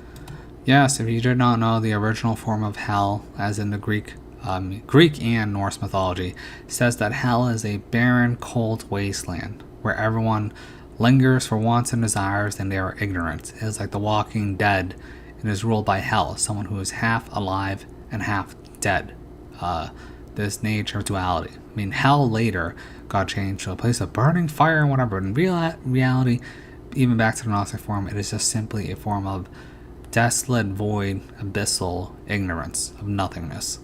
Because, you know, if you're ignorant and stupid and unaware of your predicament, they're basically screwed anyways. So you might as well just wander the abyssal plains. Which was also said to be a place of coldness. And that's why Santa Claus, everyone worships Santa Claus. In America, Who is the one God that everyone worships above all? It is Santa Claus, the god of materialism, the old man from the north. Santa Claus. He who wears red, white, and black, the colors of death and aggression and materialism. I mean, it's really ironic because on December 25th, you're supposed to veneration the spiritual descent of Jesus Christ onto birth, whatever. But instead, they venerate the material veneration. For example, like I always say that on Christmas, you should be, especially in the winter, dark period of the winter, you should be reflecting on spiritual things. But people basically reflect upon material things. It's actually reverse of what we should be doing. For example, like in at the advent of the summer solstice, people are reflecting on spiritual things. Really, that's why people celebrate and do all this fireworks shit in July 4th and all this stuff as a veneration of that side when they should be reflecting on the opposite. But I mean, it is what it is. That's why these holidays are set up the way that they are. Like in America, July 4th, that's like Illuminati Day. It's one of them. Because that day is actually apexing forth of when Sirius comes into view at the apexing forward through the dog days of summer. It's just it's like part of the summer triad of the stars. Which was also said to be a place of coldness in most mythologies. Yeah. And thus implying that the king of the earth is in fact the king of the underworld, for this earth. King of the earth, king of the underworld, which is also symbolic for that of, Black Star with David Bowie. For example, David Bowie, like Astaroth, would be that symbolizing through that of Saturn, descent down of Cancer. So Cancer, the bottom side, I always say, would be the west. And then the east would be the northern star. The true northern star is actually east of the eastern star, which would be, Glenda, the pink witch, whatever. And then this would be the west. So Saturn into that of the moon, into that of the, the yin yang, everything, all sun, blah, blah, blah, the three suns, into that of Sirius. Yeah. That's correct. And thus implying that the king of the earth is in fact the king of the underworld, for this earth is the place of the undead host, to which the only method of exiting it is via kindling the emotional flame, the creative will that is called. Yes, you must ignite your spark, yes. And thus implying that the king of the earth is in fact the king of the underworld, for this earth is the place of the undead host, to which the only method of exiting it is via kindling the emotional flame, the creative will that is called Lush, and igniting the realization of self-knowledge. Yes, igniting the whole thing of self-knowledge. It's like the iPad goat video, where the fire flame of Ketar, of his symbolic self, blasted from the heavens above and ignited the middle Sephira. Yeah, yes, that's correct. Or in the Eastern Buddhist stuff, it would be symbolized to that of the re-emergence of the lotus. For the lotus, it starts at the top, descends down into a murky swamp, and rises back up and blossoms into a beautiful pink lotus, the color of transcendency.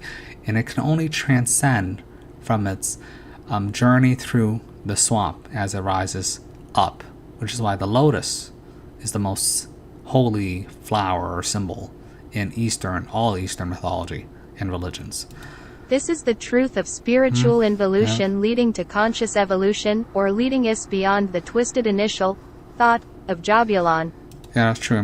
Basically you descend down through a world of shit, suffering, disease, famine, strife, wants, desire, 7 deadly sins, envy, trying to get your dick wet, look at your neighbor's wife and stuff. You need to go beyond that, try to chill out and rise up through the swamp, and then, whatever, get into heaven, whatever. This is the truth of spiritual involution leading to conscious evolution, or leading us beyond the twisted initial thought of Jahbulon. Yeah. The manifestation of this Hellraiser-like world of suffering and strife. Yeah. Furthermore, notice that the king looks mentally dead. Yeah, but Jahbulon offers you a lot of ice cream and treats and tricks. Furthermore, the greatest trick that Jahbulon offers is your own reflection in the mirror of what you want. That's the whole point of Buddhism. This separation of attachment from desire. Because there's an old saying, you cannot trick an honest man. Like I'm telling you right now, it's like almost impossible to find an honest man these days. Furthermore, notice that the king looks mentally dead. He looks like the quintessential huskified NPC. Yeah, it looks like See Joe Biden. also the green demiurgic emerald which is placed on the crown, at the site of his third eye. Yeah. Green is the middle color of the visible light spectrum, hence it is... That's why Osiris is symbolized as the green Egyptian god of the dead, this judgment aspect figure. That's why Joe Biden's playing the role he is right now. Green is the middle color of the visible light spectrum, hence it is the reason for the greenery of nature we see around us, for we are in Midgard or the middle plane. Yep. That between the blue of the sky and the burning yellow flames of the infernal regions. Yes, and that is correct, for the burning flames of the infernal region symbolized through blood or bloodshed, through war, which is why blood is always considered a negative color and why the Masons will never wear that color if you're a real Mason. The blue symbolizing through here, yeah, that's where you rise up and cut through here, would be that of above the material horizon into the astral planes, which is correct. If you watch the movie Soul by Disney, if you look at the grass of the spiritual astral realm after he has died, all the grass is blue. The color of the sky and whatever and everything is actually pink and purple. It is one sphere above our color spectrum. Green is the middle color of the visible light spectrum, hence it is the reason for the greenery of nature we see around us, for we are in Midgard or the middle plane. Yeah. That between the blue of the sky and the burning yellow flames of the infernal regions. This is also the reason for the demographically depopulating, green agenda, and notice also the colors of the Ukraine flag. Yeah, correct. When they say green agenda, they're not talking about... Well, I mean, they are correct. They're talking about saving the earth by Minecrafting the people. You see their double speak? The green agenda is the depopulation. Soylent Green. They've been foreshadowing this for a long time. I mean, they've actually been a lot more successful than people want to give them credit. But that, and that's why we got the World War III card ready to roll with my boy. I mean, dude, I mean, come on, dude. Oh, well, I can't even talk about that. This is also the reason for the demographically depopulating, green agenda, and notice also the colors of the Ukraine flag. Nothing in this world is by coincidence. Correct. Additionally, we see the necklaces of the frog and the cat. Yeah. The cat, or death, has a solid form of the hexagram, or the copulation between the fricative forces of dualism, which therefrom produces the synthesis of continuance, what we call loosh. Damn, you caught that? We can see that death comes at the ripeness of the human cash crop, where... Okay, when he's talking about that symbol of the necklace, it is the hexagrammal cross, which is that is the seal of Solomon in its unclosed form. That is actually the symbol of Saturn. It'd be like an unopened triangle, and above that would be an open triangle. And if you actually connect it like a star, it'd be the seal of Solomon, or the Judaic flag star, symbolizing that of the 4 fixed stars, Aldebaran, Regulus, and Tiaras, Fomalhaut, and that of the upper and lower fixed points of, the bottom, which is Cancer, being that of Saturn and the Moon, and the top being actually that of Sirius, the Capricorn axis, on the natural wheel. Okay, that's correct. We can see that death comes at the ripeness of the human cash crop, where the sickle reaps its bloody harvest of loosh, and that is represented via the 7th point of the blood-red ruby, that being the synthesis of the 2 triangles that form the hexagram. Yeah, blood red ruby, also symbolizing that of the natural sun-solar cycles. The equivocation back through its natural cycles upon that of the 20-year cycle returns. Like we went out of Jupiter, which is why we had 0% interest rates for years. There's a period of growth, Jupiter growth expansion, and then we've entered the period of the Saturn period conjunction phase since really the lockdowns, or the CV-19 period. That is symbolized through the age of Saturn, through my boy Uncle Joe Biden, the defunct, feeble-minded Saturnian god king, or Kronos, when he goes mad, and his son Jupiter, Zeus, my boy Donald Trump, he's gonna have to do something, but I can't talk about that. We can see that death comes at... Though I think he might fit. I better. We can see that death comes at the ripeness of the human cash crop, where the sickle reaps its bloody harvest of loosh, and that is represented via the 7th point of the blood-red ruby, that being the synthesis of the 2 triangles that form the hexagram. Of the frog, he wears the square and compass, that which is not solid throughout but is hollow and not yet fully formed. It symbolizes the crop which is still growing to maturation or the point of harvest, and is still acquiring its suffering and luge. This leads us on to the expression of the frog, of course. Notice. Yeah, the square and compass, we don't know. The square symbolizing the 2D plane, the compass symbolizing that of the circle, the volumetric sphere, the volumetric cube. The G in the middle, though that is the modern accepted form, is actually that of symbolic, that of the fifth science.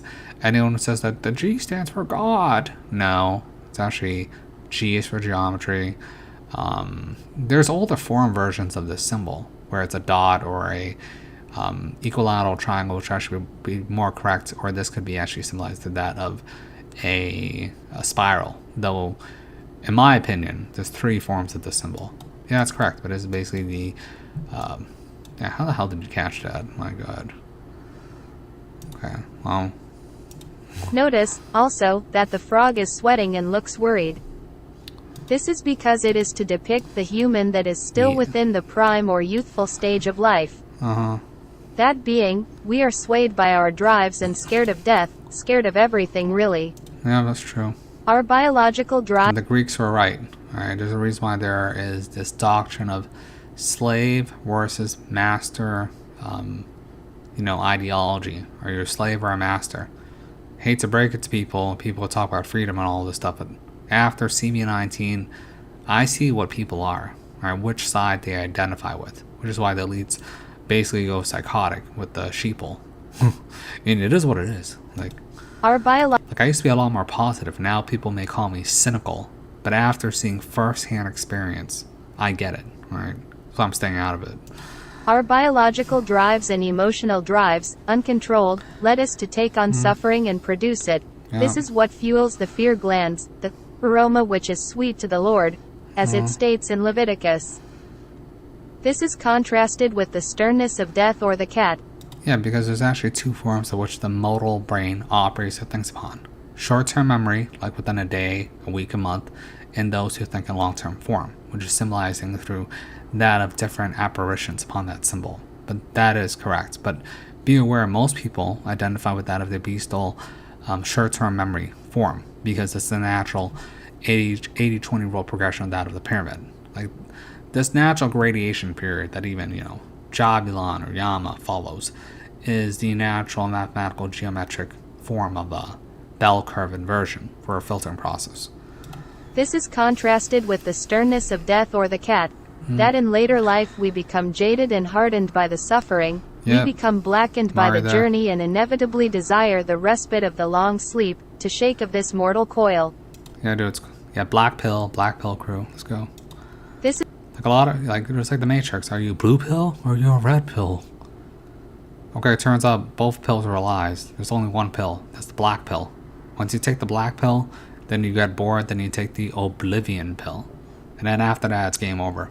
This is contrasted with the sternness of death or the cat, that in later life we become jaded and hardened by the suffering, we become blackened by the journey and inevitably desire the respite of the long sleep, to shake of this mortal coil. Yeah.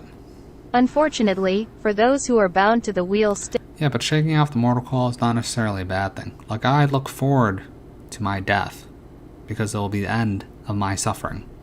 I mean, that's what the ancients and the Egyptians all talked about. Nah, dude, I don't want to talk too much about that.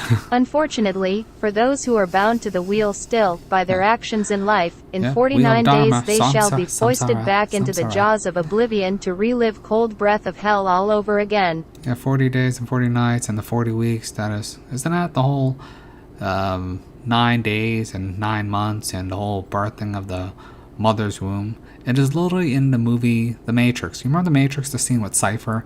Cypher is at dinner. He's eating a steak, right? And he loves the taste of steak. He drinks the wine. These are Christian symbols. He's eating the body and the blood of the carnal nature of reality.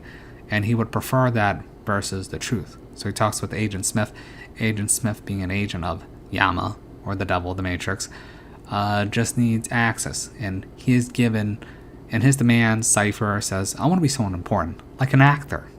Because that's true. You're like an actor. You're like a puppet for the spirits or incarnation that develops into a soul upon that of birth or death, which is your incarnation, into that of mother matter. So at that point where Cypher, after he says that, there's a harp that plays. It plays a dream sequence music, symbolizing that when he says that, I don't want to remember. I don't want to know. I want the amnesia. I want to forget for his past sins, to be reborn after he's done the dark deed of serving the Matrix.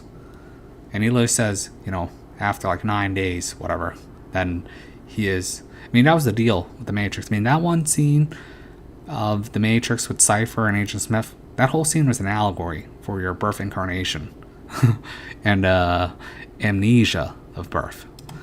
Unfortunately, for those who are bound to the wheel still by their actions in life, in 49 days they shall be foisted back into the jaws of oblivion to relive cold breath of hell all over again.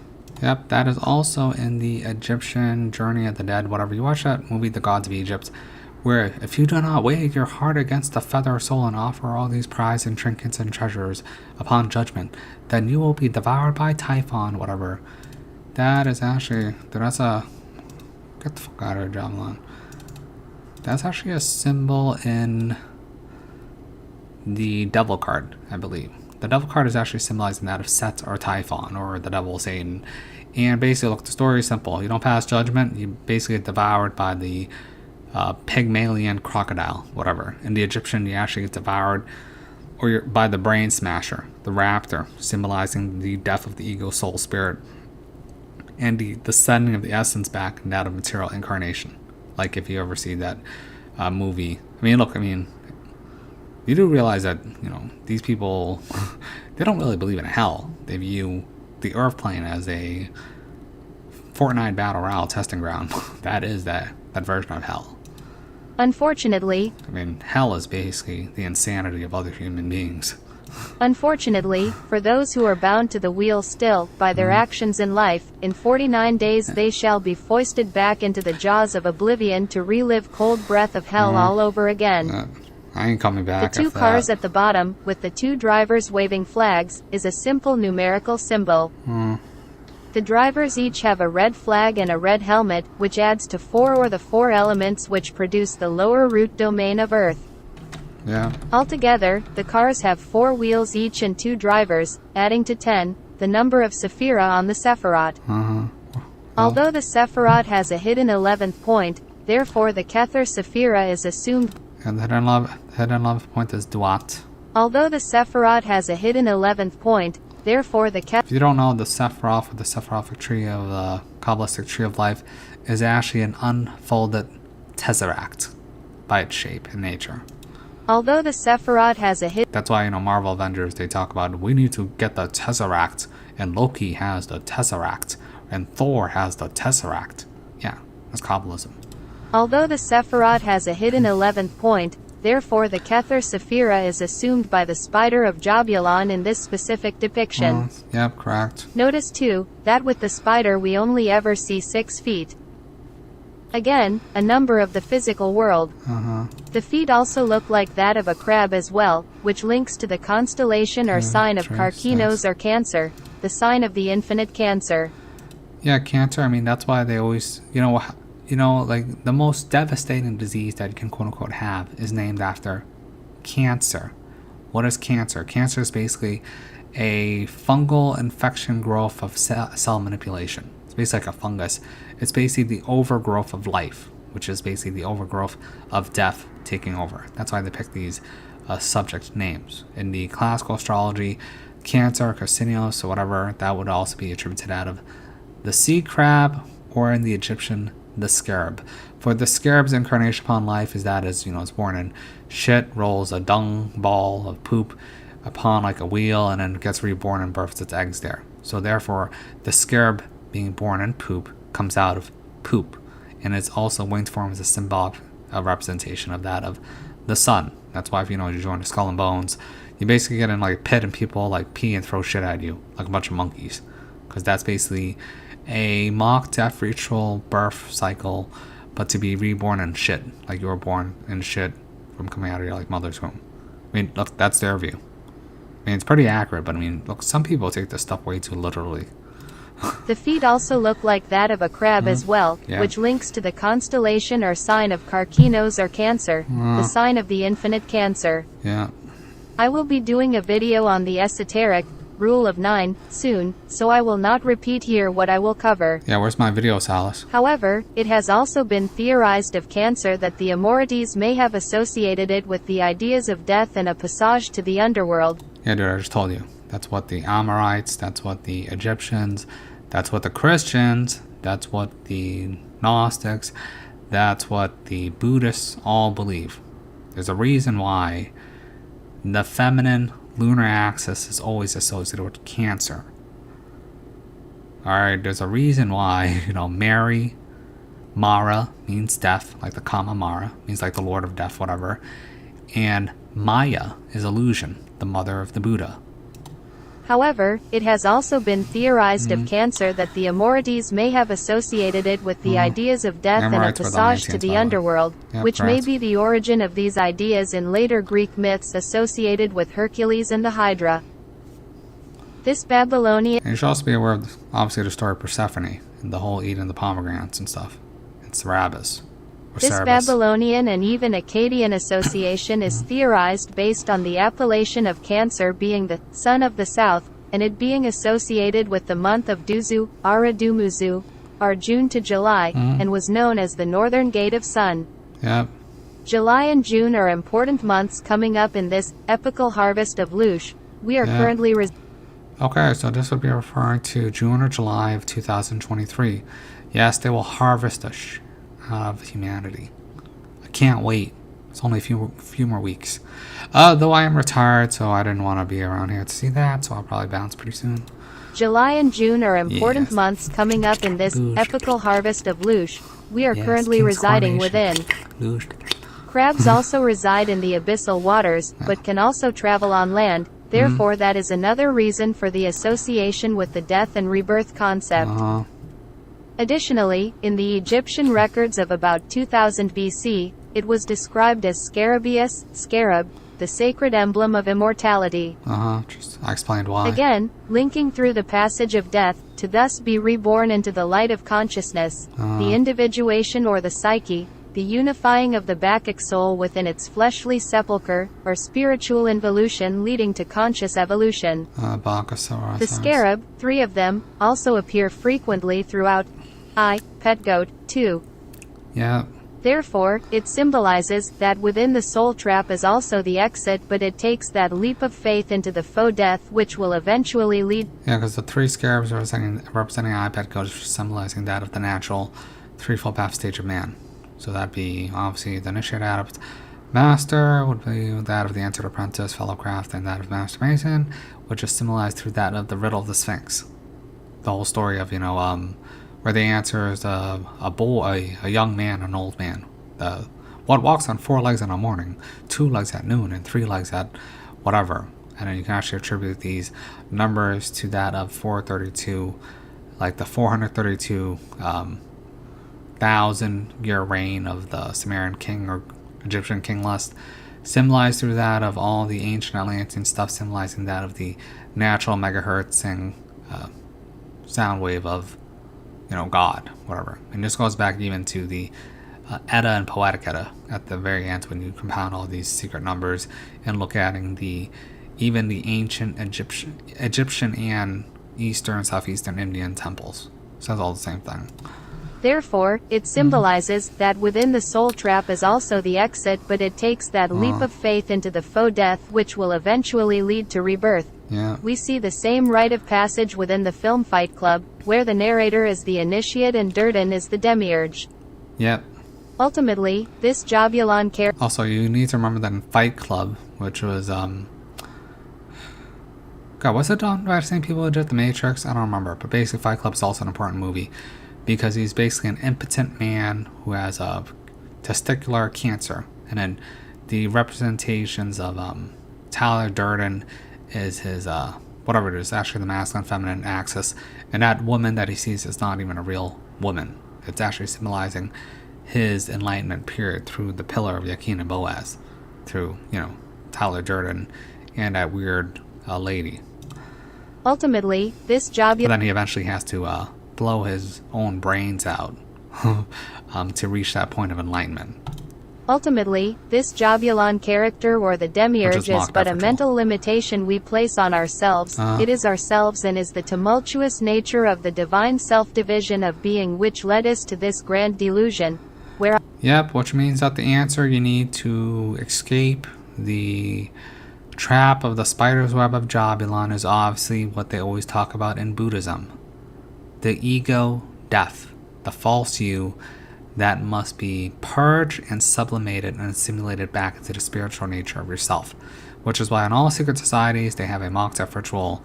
I mean, back in old days they buried you for like 3 days, but these days no one takes it seriously. Alright, this goes back to my original video, what was it, story time? I talk about this in a brainwashy way in that video. Ultimately, this Jahbulon character or the demiurge is but a mental limitation we place on ourselves. It is ourselves and is the tumultuous nature of the divine self-division of being which led us to this grand delusion, where our psyche has come to resemble a hall of shattered mirrors. Yeah, because the psyche of the soul takes on a reflection of that of the material world, which is a simulacra, the simulation of the world being reflected upon that of the astral spiritual world. So, if you watch the movie Free Guy, that's what Free Guy, the movie, is all about, is that, you know, there's a real God, and there's the Sophia girl character, but his world gets taken over and hijacked by Jahbulon, or the evil douchebag character who only cares about money, and making multiple updates with Free Guy. Wait, do you guys want me to just break down Free Guy? And then, in that world, and it must be destroyed and sublimated and purged, where Ryan Reynolds, who wears, you know, blue and gold, must fight the roided out, Red Bull jacked out dude on steroids, his egoic animal beast self, but not kill it, sublimate it, and tame the beast to take it upon to the new world, which is a fractal reflection shadow, a original beta version of the world that you see into, you know, go through that gate of a narrow bridge. Dude, you guys should watch Free Guy again. I mean, that movie is excellent. Because, I mean, they literally even reference the Matrix with the motorcycle scene. I mean, that's how I know that movie's important. Ultimately. And there's an old saying, you will know a lodge boy if he wears a blue jacket and yellow trousers. So, like, you'll get it when you watch that movie. Ultimately, this Jahbulon character or the demiurge is but a mental limitation we place on ourselves. It is ourselves and is the tumultuous nature of the divine self-division of being which led us to this grand delusion, where our psyche has come to resemble a hall of shattered mirrors. Pick up the pieces and reform the unity. That is the only life jacket we have to keep us from the abyss pulling us to the dark seabed. Silas, one note to add, the guys driving the cars are supposed to be Shriners, I believe. Lots of connections there too. Yep, the Shriners are the party boys of the Lodge Boys. Alright, they're like the clowns. At Music Prospers 6 now that is interesting. I was unaware of that, thank you very much for informing me. Their famous, Iowa corn song. Rotational loosh farming is the underlying theme here, which has become a societal anthem for them, is something we see throughout their ceremonies, and it is said the singers raise their arms above their heads when the words, tall corn, are sung during the chorus's last line. Of course, the 1921 promotional cover for it shows a harvested field, the wheat separated from the chaff, and the rising dawn meeting the new epic day. The truth behind the end of days, or the end of the epic. Obviously, this all links back to Loosh. Indeed, many connections with them, the Moorish theme of their regalia and architecture being another blatant connection to the Amorites, Amar, Mor, Mare, Mari, Amoru, but I digress. Amaru, Amorites, yes, it's all referring to the same thing. The sacred architecture that goes back to Atlantis. I mean, dude, I've seen sacred geometry and, like, Lodge Boy signs of ancient architecture that's like tens of thousands years old. I mean, come on, dude. Indeed, many connections with them, the Moorish theme of their regalia and architecture being another blatant connection to the Amorites, Amar, Mor, Mare, Mari, Amoru, but I digress. The Amoru deity, though, had the Amorite title of Bel or Bel Shaddai, pronounced Bel Shaddai, which later developed into El Shaddai. This developed into Baal. Of course, that deity also links with the bull, hence Jahbulon, and the Mount of Yama, the buffalo demon Mahashasura, the etymological root of Ahura Mazda and Ahriman, or Ahriman. Okay, yeah, dude, that's basically just Marduk and whole Tower of Babel. The original name of Tower of Babel is the Tower of Enki, when they tried to reconnect back to the astral plane by the manipulation of the Berkeley currents of electromagnetic and whatever. I mean, come on, dude. I mean, that's like a long, long time ago. I mean, we have it in a modern era. It's called CERN, that no one cares about. Okay, so I hope you guys enjoyed that. I understand that it may have been a bit boring, but it is good for people to at least be aware of these concepts, though I am not very sure of who this video is really for. Okay, so now that we got Jahbulon out of the way, I can rest in peace. I don't know if I'll do the Kabbalism, because that seems like a lot of work. Okay, so if I see you guys, I see you guys. If I don't, I don't. Whatever. Alright, you guys have a good night. Peace.